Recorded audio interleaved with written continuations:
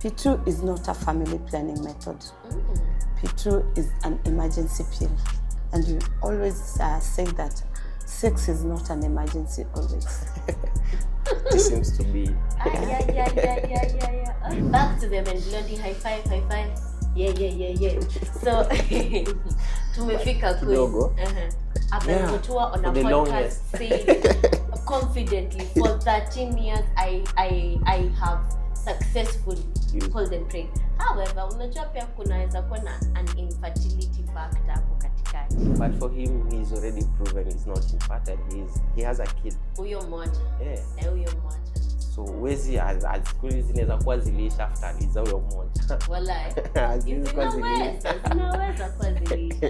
But there's this new family planning method imekuwa introduced for men. Adams, it's a hydrogel yenye inakuwa injected.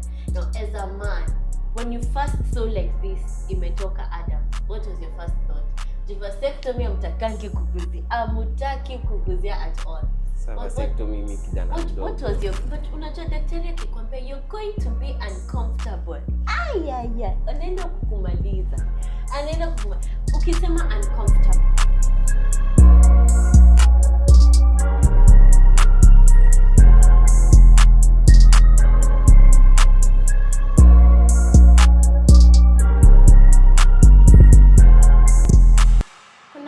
Season kabaridi kenye tunakanga nako hapa Mombasa, and I don't know, we young people tend to make decisions zenye haziko really smart, especially considering the fact that tunaitanga ka season ka weather for two. So we are choosing to be smart with our choices, and we're going to actually talk about something yenye atuguziangi kidogo, especially in our communities, and I feel like this is a conversation that's actually really necessary. And today on the hot seat nimewaletea watu amazing. This is the Hotpot Show with your girl Darky Sierra, and as usual in studio, ama hata niite set bana wewe tunakama dad. I have amazing people, so kidogo tuanjue. How you guys doing? Hello, how are you? I'm good. Wewe ni nani, unafanya nini? Let me do the honors first. Ladies first. Walai. Yeah, let me be a gentleman. Hey, a gentleman. My name is Monica Mnyendo, a nurse by profession, an ambassador of reproductive health services, working in the Likoni Sub-County Hospital. Yes, and I'm happy to be with you as we get more information on family planning, cultural taboos, and any other thing that I will be happy to bring on board. Thank you. Okay. And my name is Simon Mugai, CEO Epic Living and digital marketer. Mimi, by the way, one thing I must say is every single time tunakujanga huku watu wanakuwa na professions kubwa hadi siku hizi naogopanga kusema I am the host of the Hotpot Show, but mtu ameenda nursing school amemaliza and they're big in the industry already, CEO of Epic Living. Hey jamani, so today we want to talk about family planning. I feel like this is a conversation that we never have. And one thing I must say is, in our community, we have some A-list actors. I think people are doing this thing like ini hatuiongeleleange. So maybe Simon, I start with you as a young person. Yeah. Why do you think young people don't talk about family planning? I'm talking about Angalia High School. Nobody talked about it when we got to campus. I mean, you and I studied in the same university, but tukiwa adi in friend groups, adi tukihang out. This is something that we were not talking about. How comes it's a taboo? For family planning, for me, I'll say it's not a taboo, or if it's considered a taboo, it's because what the cause of family planning is sex. Sex is also not talked about in many African communities. You get? So talking about family planning will be seen as something obscene. Yeah, I think that's why. Walai. Yeah. And for you, I mean, you work with women all the time, and people who are trying to have families. When they come to talk to you, una feelingi kama wamefunguka, like when they actually talk about it, and when they try to have this conversation with you, are they speaking from a point of knowledge ama a point of kujaribu kujua? As a healthcare provider, you find that we attend to different people. And these different people come from different cultures. There are those cultures that, according to them, family planning is a taboo in the sense that children are a blessing from God. children are a security.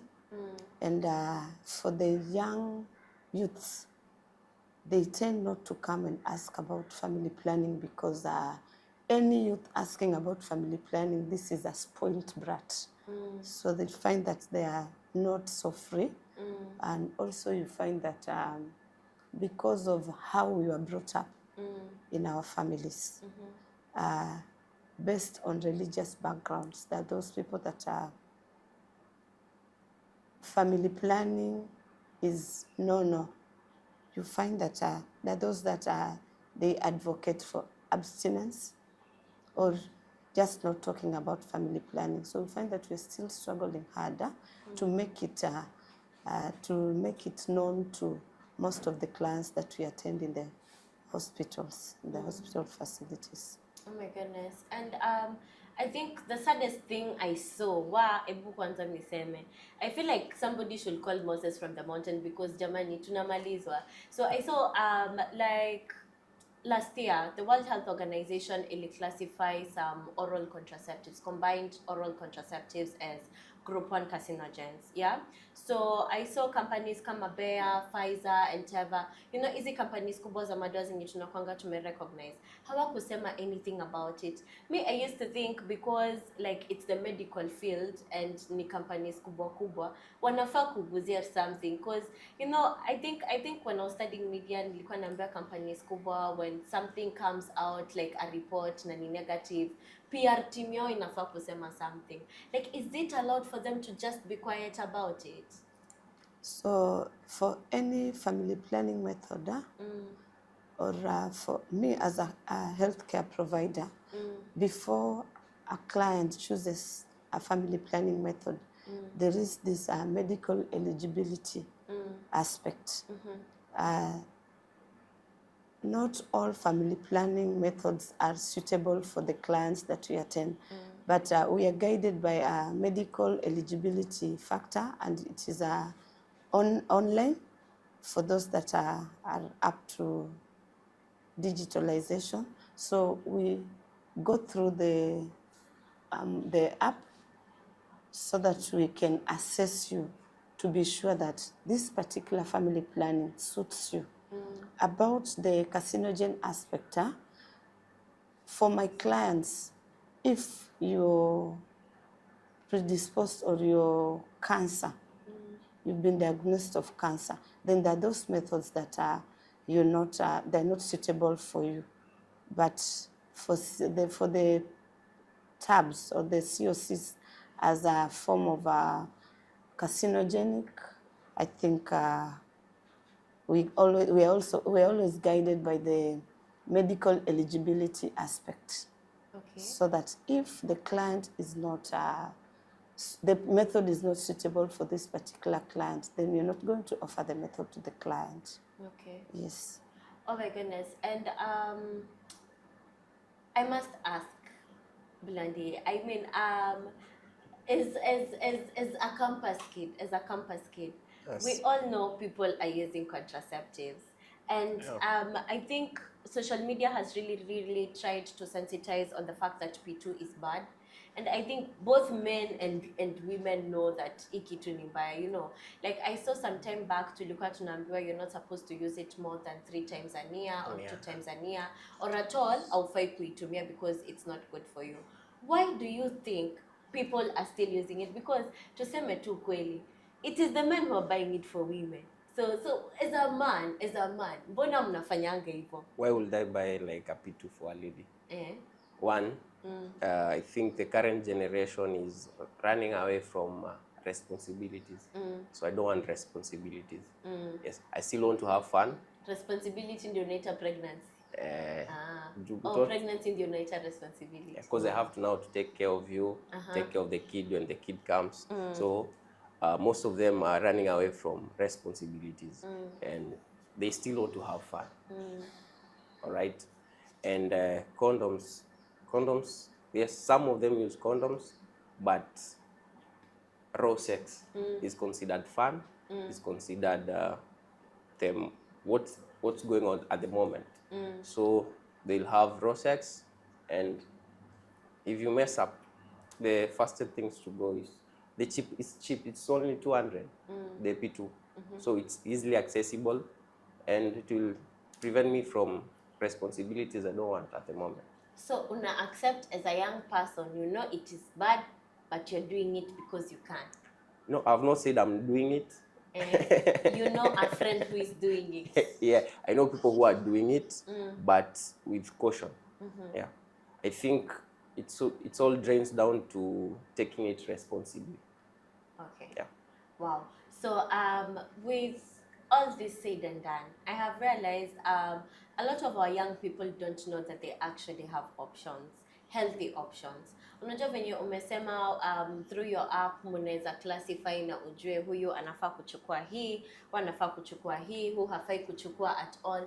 So daktari, I want you to just tell us ni gani zinakuanga fiti, both hormonal and non-hormonal, because I think a lot of our women who prescribe here actually, because like we have said, this conversation is seen as a taboo. Na tuseme tu kweli, healthcare siku hizi ina costingi an arm and a leg. Kwanza if you don't have like good insurance, you know, so ni gani zinakuanga fiti that a person can actually go for?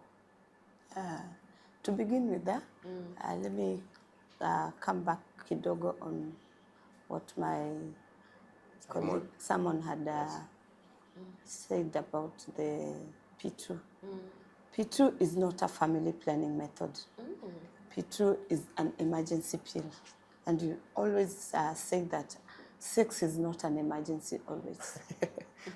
It seems to be. Yeah. Okay. So as a result, because of the adverse effects that the P2 gives us, because on the different family planning methods, one of it is the oral contraceptive that is given in the facility. So you find that one P2 is equivalent to 28 tablets, one cycle. No. So you can imagine if you can be running every other time for the P2, how much are you putting in your body? So as a result, I can't say that which is the best family planning method. I go back to once as a healthcare provider, once I get a client, be it a youth, be it a woman, sexually active youth, or a woman who is within her reproductive age, it is my duty and responsibility as a healthcare provider to ensure that I am doing proper counseling to this client, so that this client can make an informed choice. And we have so many different family planning methods. We have hormonal, non-hormonal methods. And in hormonal methods, we have like the injectables, we have the pills, and we have the non-hormonal methods like the IUCD, and we have the natural family planning. What's natural family planning? Natural family planning is like the calendar method. We will teach you how to count the days, or based on your body as a woman. When you're approaching ovulation, you find that the temperatures of your bodies are not within the normal range. And And does then, that work for everyone? The calendar. As a family planning ambassador, reproductive health ambassador, my duty and responsibility is to ensure that I give you all the information, and then you as a client, you're going to make an informed choice based on the method that suits you. I am not going to choose for you a method. So you find that because of peer pressure, because of groupthink, I want to rush for this particular family planning method because maybe Simon has told me. And after using it or trying this method, kind of trial and error, you find that you're giving up or you're not getting the best family planning method. So what I can advise us is that when you're ready to choose a family planning method, go walk to the facility so that you're given the proper information, counseling on the best family planning, and after being given the advantages and the disadvantages of all the family planning, it is up to you to decide. Again, for those who are prone to using P2, I think after some time, based on our sexual debut, on going to reach out for the family planning advisor, I think that family planning provider is supposed to direct you to now deciding, instead of using this P2 every other time, why can't you go for a family planning method? This is going to reduce your walk-in in the hospital, patient turnaround time in the hospital, because every other time, once you go, for example, for the injection that takes 3 months, you will be safe for 3 months. Wow. And if you choose, for example, for an IUCD that lasts for 10 years, you're safe. As a youth, yes, as a youth, you can do your own things, you can continue with your careers. But for And 10 once you're ready for pregnancy, you come in the hospital, we remove the, if it's the coil, and you get You'll be pregnant. just fine. Yes. Okay, okay. So I think every single time we talk about family planning, a lot of the time tunaguzianga wanawake peke yake. So back to them and Blondie, high five, high five. Yeah. So tumefika kidogo, queen. there is something she has said about 10 years, about your career 10 years. I find it a bit kidogo mbadala. You know, right now, yesterday when you called me for the interview, I was sharing this with some friends.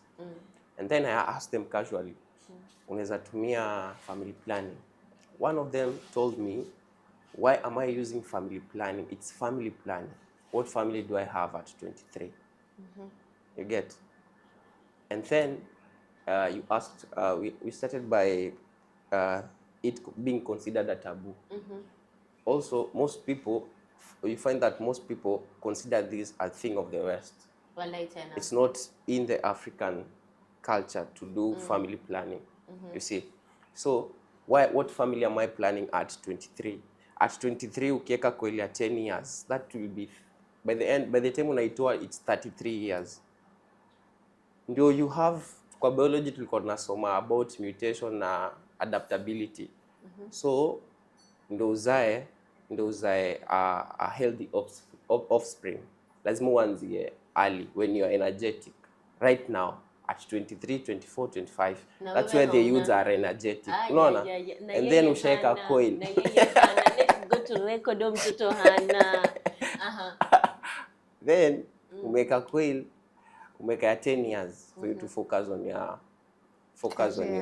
your career. Then I think that's why tunapata the generation that are coming, the children that are being born, a bit weak.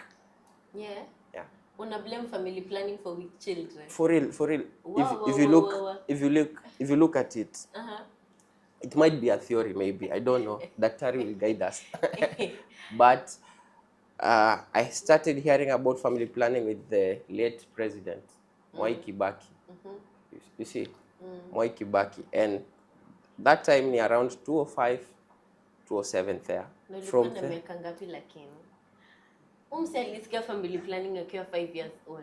Let it go to record. No. Sisi mtoto atuone. Mbona afanye hesabu haraka? Haraka chap. Pia alisikia family planning at 5 years old. I don't know, and I from observation though, the generation yenye imezaliwa from the Gen Alpha now, they are a bit weak, immune, in the immune, comparing them to previous generations, like Gen Zs and everything. Yes, there are other factors, but for me, I believe like that might be a factor.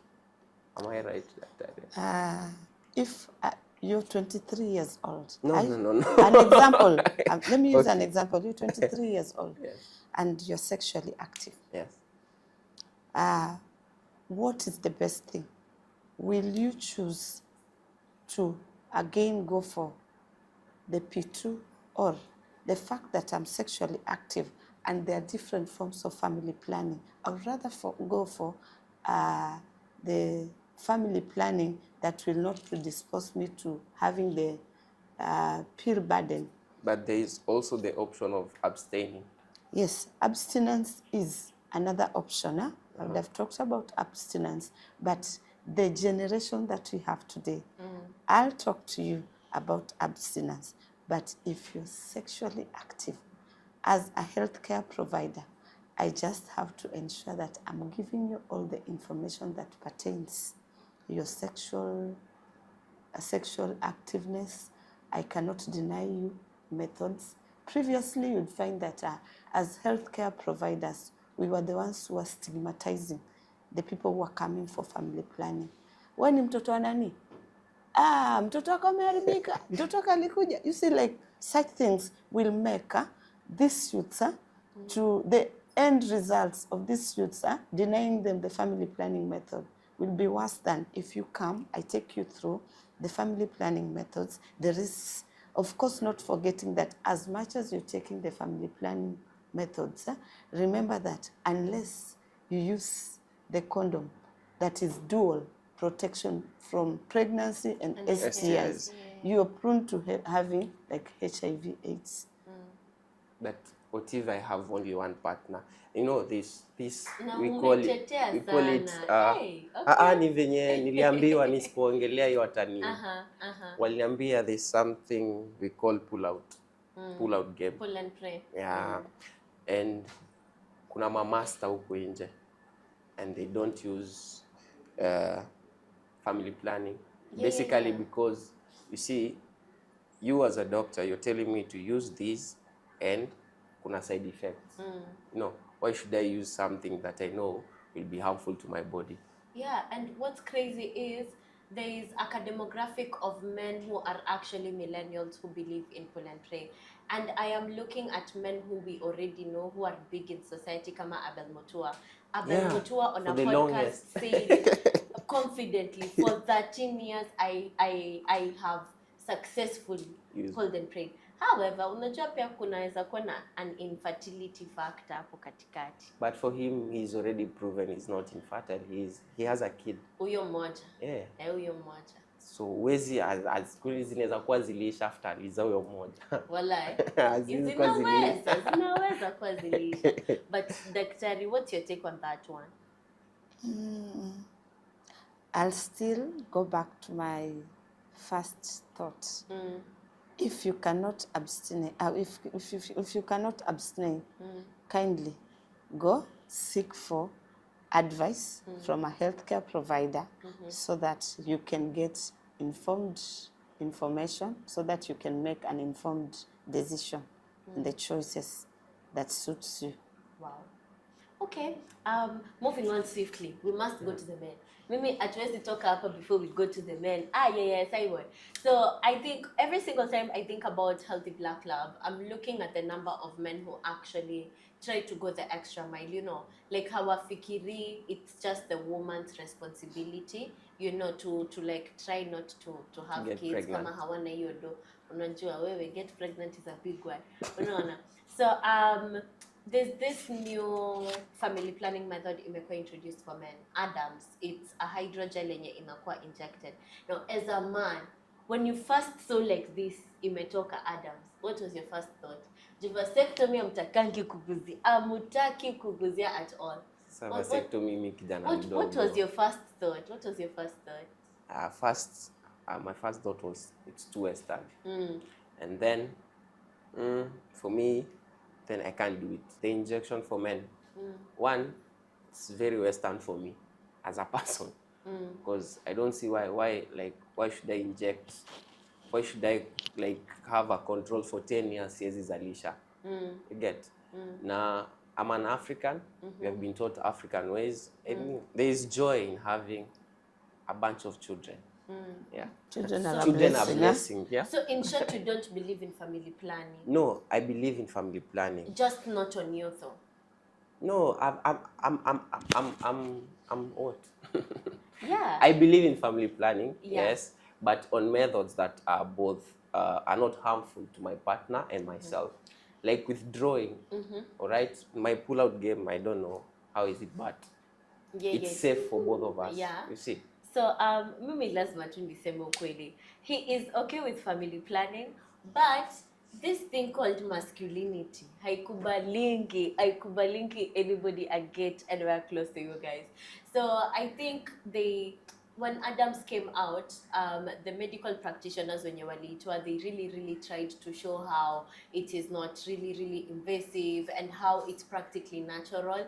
Actually najimaliza yenyewe na pia unaweza enda ikuwe to dissolve. So it's on the it's ndio first ndio imeanza. So hakuna unataka iendelee for a few years ndio utaki kuchukua risk. I can't risk. You can't risk. Lakini ingekuwa dawa ya malaria ungekunywa. Malaria unajua ni story nyingine. Hii sasa ni wewe malaria ujitaki. Yes. For sex no unataka. Yeah. So you can either abstain ama but unajua malaria pia unaweza it. But anyway, Daktari, I just want to ask, so when we look at family planning methods for men, I'm looking at vasectomies and Adam. Mimi nikifanya my research niliona zote wanaume wanapatiwa anesthetic. We have a demographic of women who've been coming to X and coming to TikTok. Wakisema, when you guys are giving them IUDs, amuwapatiangi anesthetic, and it's crazy painful. So how comes men get to be given an anesthetic? Now, these clinical methods are not very invasive. However, for women, hawapatiangi anesthetic. Ama ni uongo mnawapatianga anesthetic ni venye it's still painful? Can I go back to yes, absolutely. the Adam? Yes, absolutely. I think for the male family planning, the Adam, it is still under research. So we have to wait until all the steps are gone through for it to be adopted as a family planning method. For vasectomy, yes, it is a family planning method for men. But it has not so much been well adapted because you find that we don't have enough service providers. I can go around advocating for vasectomy, but how many healthcare providers have the skill? For women, if the lady goes or comes to seek for IUCD, for example, what I can say is the competency aspect. When you walk in the clinic for the IUCD, I have to take you through the method, how it works. So, as I explain to you how it works, I have to bring the notion that it is uncomfortable. But if I don't have the right technique of inserting it, then you'll have pain. Yes. But unajua daktari akikwambia you're going to be uncomfortable. Anaenda kukumaliza. Ukisema uncomfortable, don't you mean this kauchungu? It is just the competency aspect. Yeah? Yes. Because it all comes back to me as a healthcare provider. If I'm competent enough, this client, and I've prepared this client well enough, the client will cooperate. As in, the client will come out, not with the pain. Yeah. But if I just want to fix because the clients are many, I want to finish my work, I will miss the mark of ensuring that I am preparing this client and I'm giving the best. Yes, so it is the competency aspect on the IUCD. Meskia, it's the competency aspect. So before we wind up, we must touch on the fact that, kuna watu wanakuanga na toxic masculinity. Sijasema ni kina nani, lakini wanakuanga na toxic masculinity. Now, like you have said, family planning ni Western methods, but you attained Western education for you to obtain the knowledge to open epic living. Epic living, that is a Western method of enjoying vacations. Unacheki? Unaona double standards. No, it's not about double standard. It's about, I think, you're not supposed to consume everything. Everything you consume, you're supposed to filter. Yeah. All right? That's why you have a brain to know what's right for you and what's wrong. Do you think Personally, I'm not telling people not to practice family planning. All right? I'm advocating for natural methods. You know, something. You know, I've had friends complain about coils or the blood flow inaongezeka, painful periods. You know, I don't want my loved one to go through that pain. Just basically because I don't want her to get pregnant.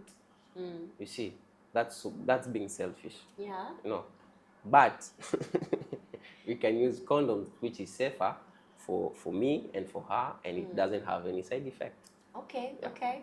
So when we talk about this vasectomy thingy, I think in Africa, as much as tunasema it's a Western method, in Africa ndiko tunakwanga na watoto wengi. I've seen households zenye ziko na 8 kids, 9 kids, 13 kids, and tuseme tu kweli, economy sahi haikubali. Unajua sahi hadi tunasema one term. Okay. Sahi tunasema one term. So I just want to know, why is it that vasectomy is also not a conversation you men are having? Because I mean, I have met men who do not know what vasectomy is. I have met men who are like, hey, this conversation adi sitaki, story ishie tu hapo. Why do you think it is something that people are not actively talking about? Oblivious to the fact that jamani ukiwa na 9 children, kumi ni wa nini? But you know? Ni shida ya nani? Wewe kuwa na watoto 9, apparently it's a problem to the Western people. No, it's not for us. Yeah. Hautaisikia mtu akisema niko na shida na watoto wangu 9. Apparently family planning hadi kikam. No. In the African culture, it's not that family planning imeanza sahi. In the African culture, they used to use for the Kikuyu. I recently found out they used to use castor oil. I don't know how they used to do it, but castor oil apparently helps with preventing pregnancies.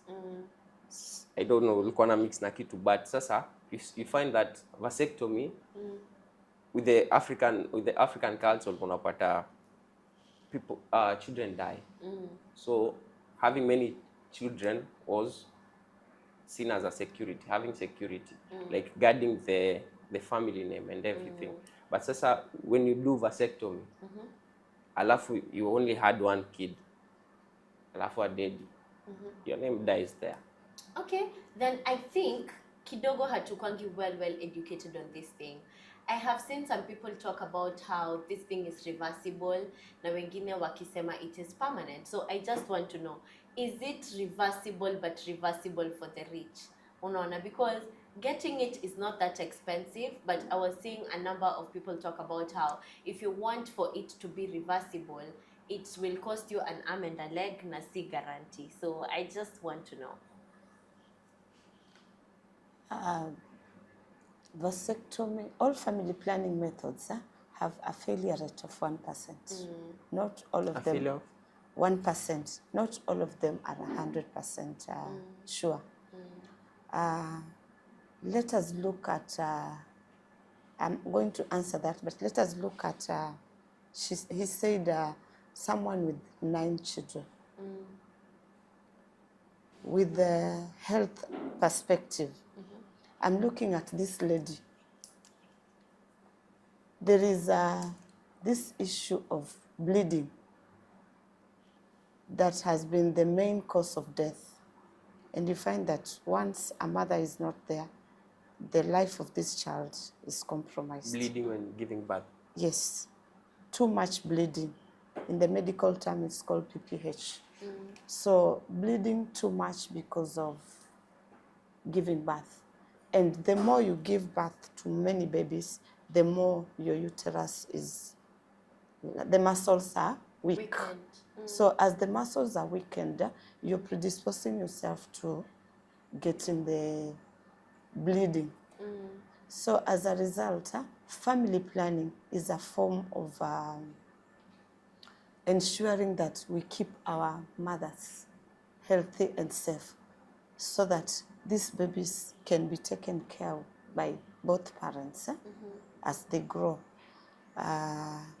Also, we look at the couple year protection in that the more you use the family planning methods, and especially so, the long-term methods, the couple year protection of you and your wife is increased.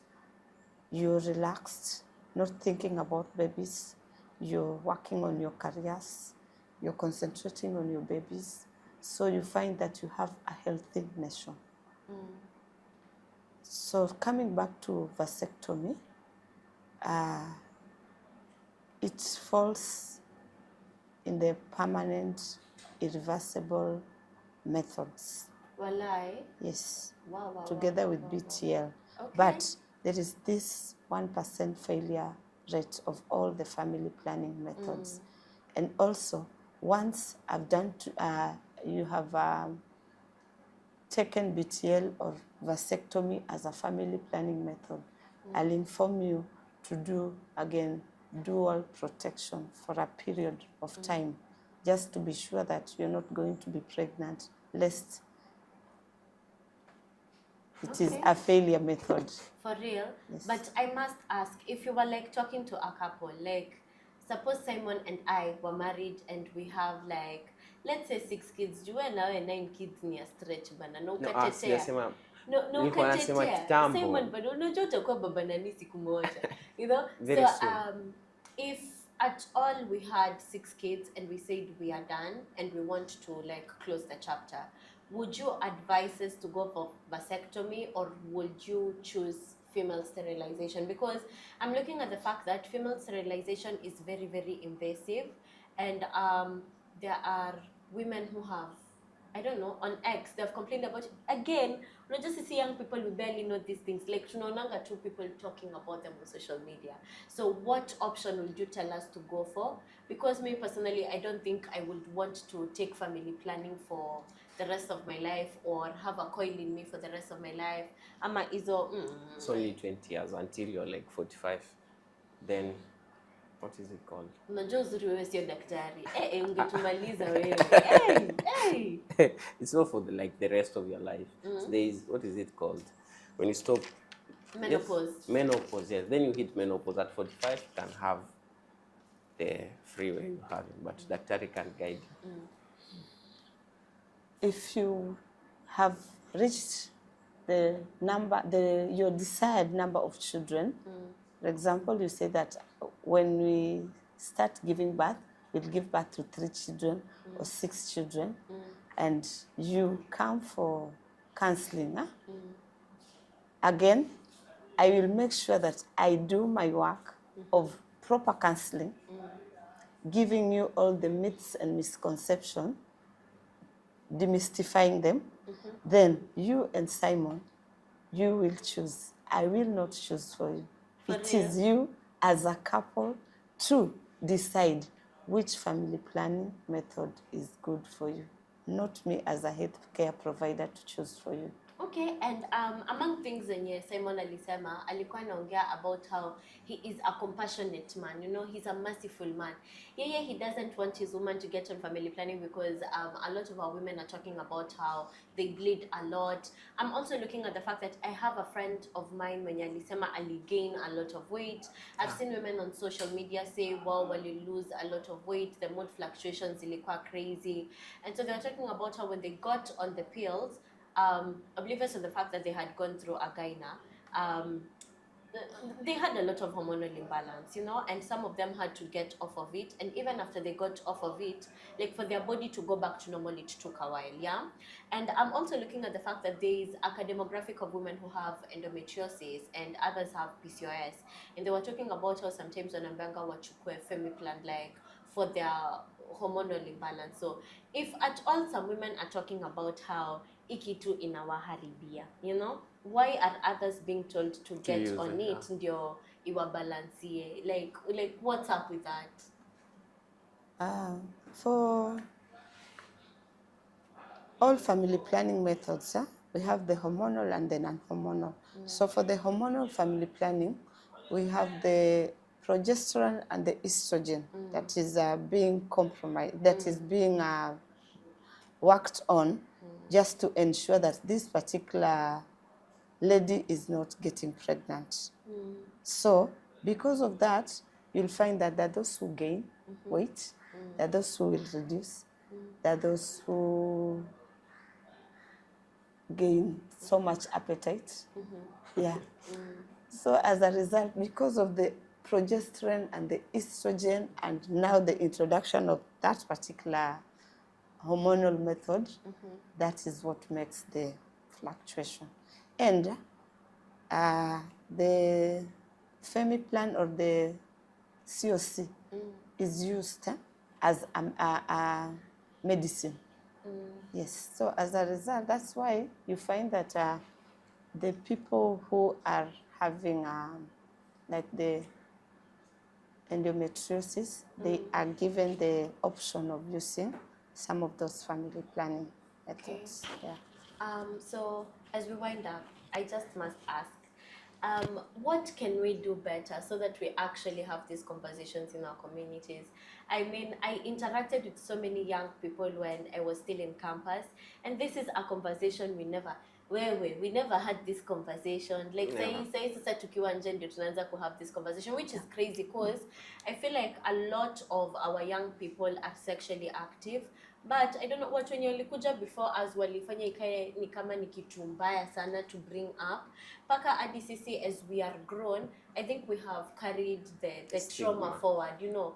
And I think the younger generation wenye wako nyuma yetu watajua yes there is something called family planning, but they will not talk about it paka wakwe our age again. So what can we actually do better? And I want to know, nyinyi wote, you know, wewe mwenye how believe in family planning kivyako, lakini una advocate for family planning, na wewe mwenye unafunza watu wengine about family planning and you're actively helping people to get family planning, what would actually be the perfect form of family planning for you? Like if you could create it.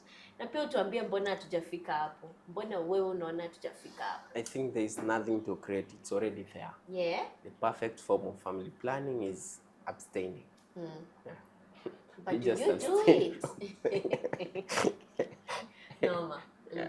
So as parents at home, I would advocate that for those that have children that are already now coming up, let us start talking about the family planning, the reproductive health, menstrual health hygiene, and being responsible men early enough at home, so that as we are growing, we are not putting it like, let us wait until when she's in high school.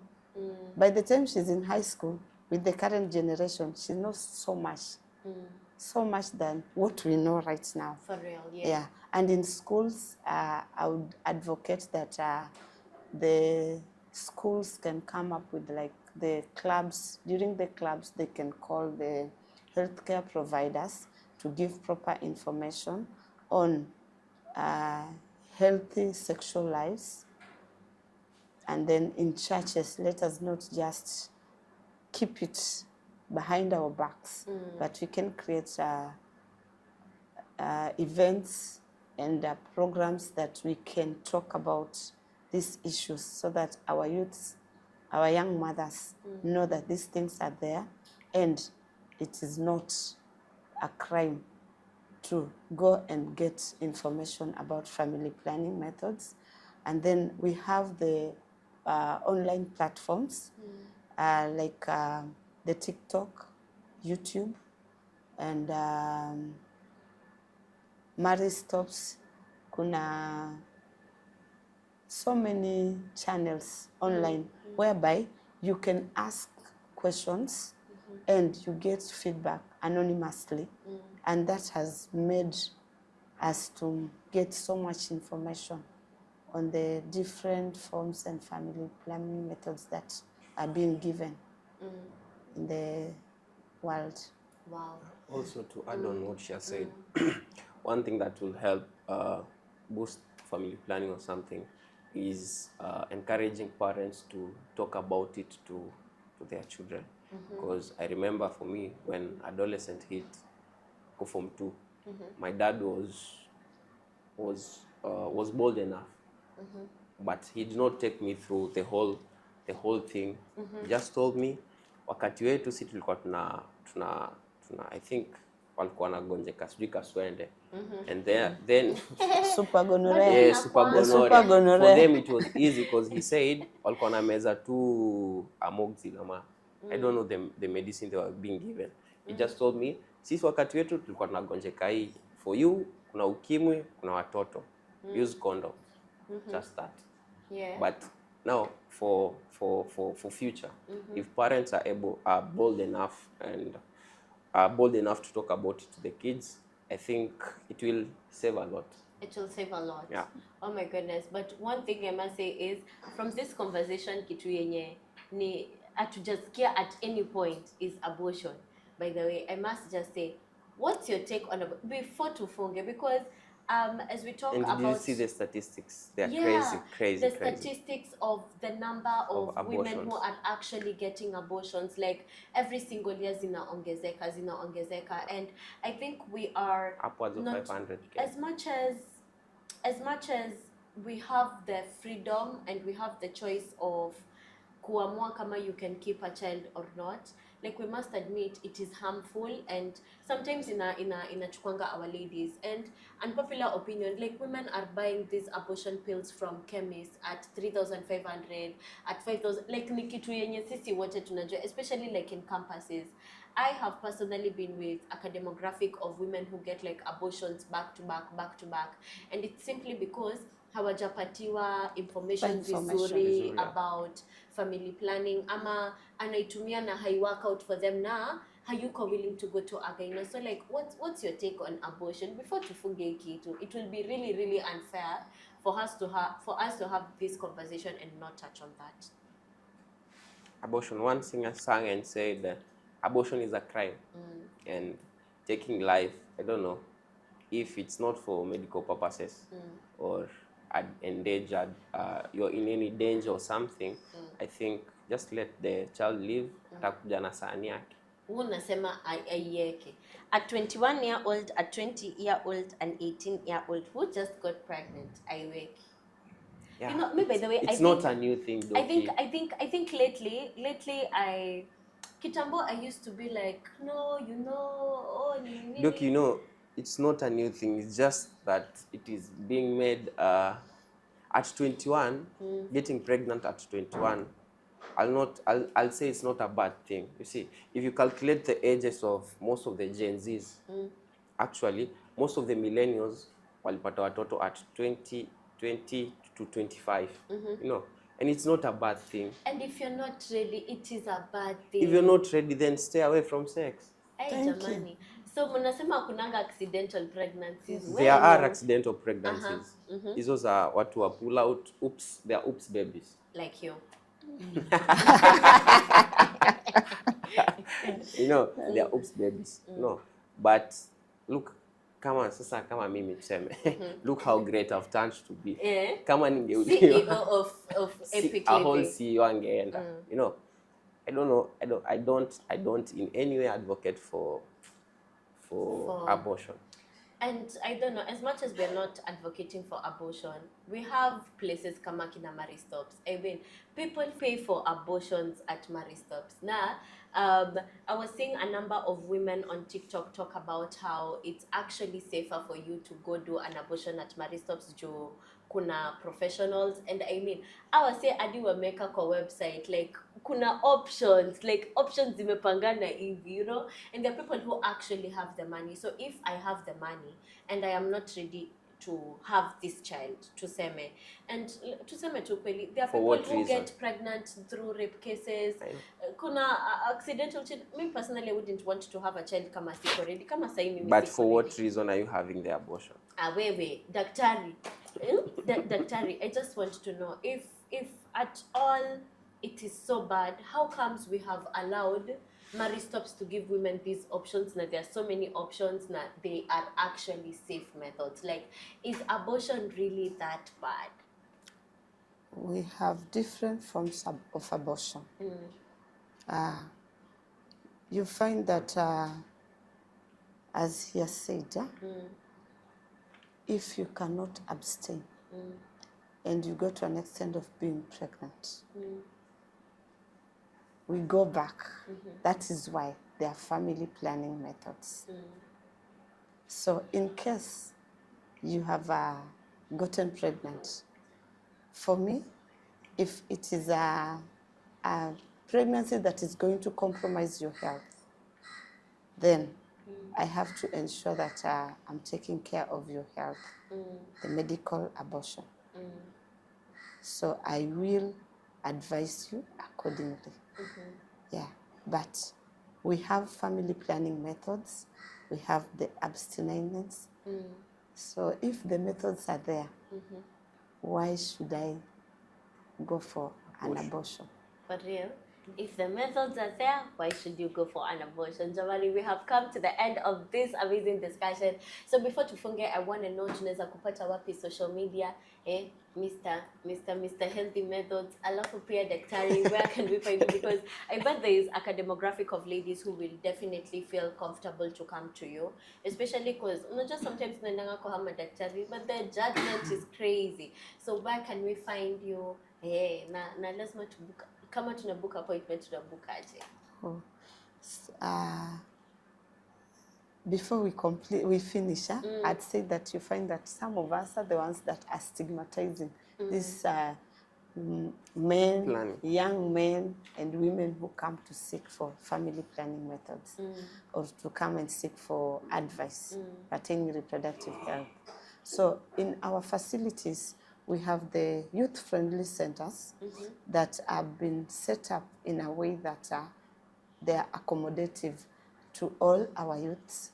We have programs that are running to take care of all the youths who come. And as they come, there are family planning providers or counselors who are there to ensure that these youths get the proper information or the proper advice that they would wish to get, and they are allowed to ask all the questions, all the myths, all the misconceptions are demystified.